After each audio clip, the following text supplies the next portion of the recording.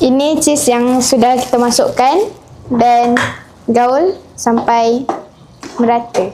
Hai, nama saya Yaya. Saya dalam rancangan di KK Dapur Kecil Kami. Saya hari ini akan membuat ayam masak buttermilk yang mudah ditiru dan dibuat oleh semua orang.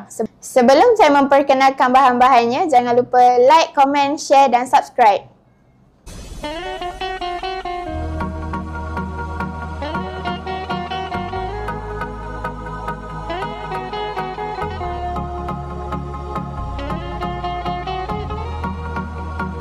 IKK Channel.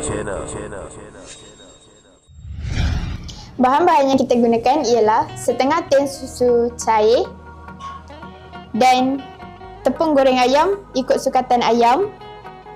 Kita akan menggunakan beberapa helai daun kari dan selabu bawang merah yang telah dihiris nipis.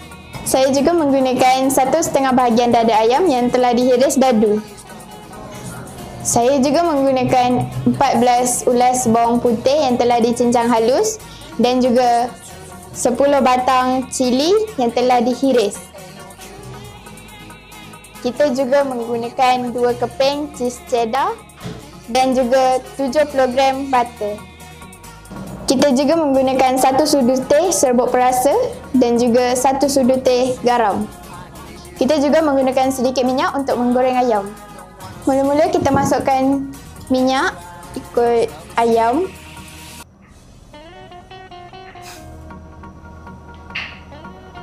Okey, cukup. Inilah rupa ayam yang saya dah digaulkan dengan tepung untuk digoreng. Setelah minyak sudah panas, kita akan masukkan ayam dan goreng sehingga garing. Tapi jangan garing sangat. Setengah garing.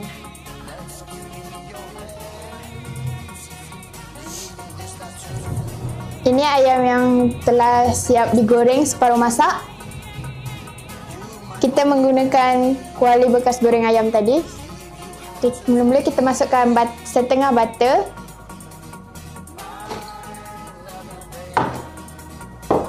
Api kecil sahaja biar dia tidak hangus. Mula-mula kita akan masukkan bawang yang telah dihiris.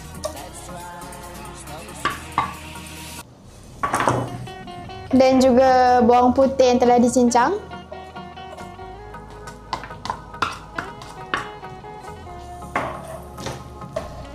Dengan cili yang sudah dihiris juga.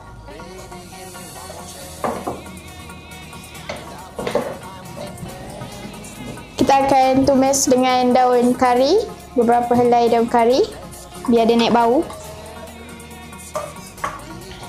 Besarkan sedikit api biar garing. Okey, bahan-bahan yang kita tumis tadi sudah naik bau. Kita akan masukkan ayam yang dah digoreng separuh masak.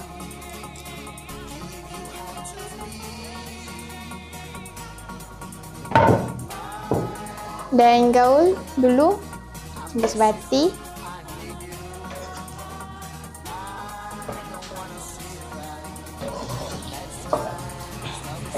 Baru kita masukkan setengah tin susu cair.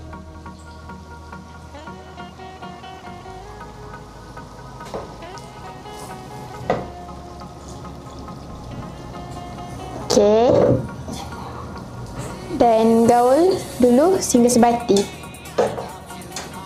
Setelah susu cair yang kita masukkan tadi sudah menggelegak, kita akan masukkan 1 sudu teh garam dan juga 1 sudu teh serbuk perasa dan kacau sehingga sebati.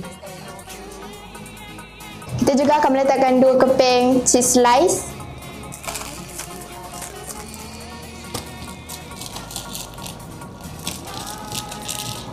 Ini cheese yang sudah kita masukkan dan gaul sampai merata. Okey. Make sure sebelum masukkan cheese api kecil.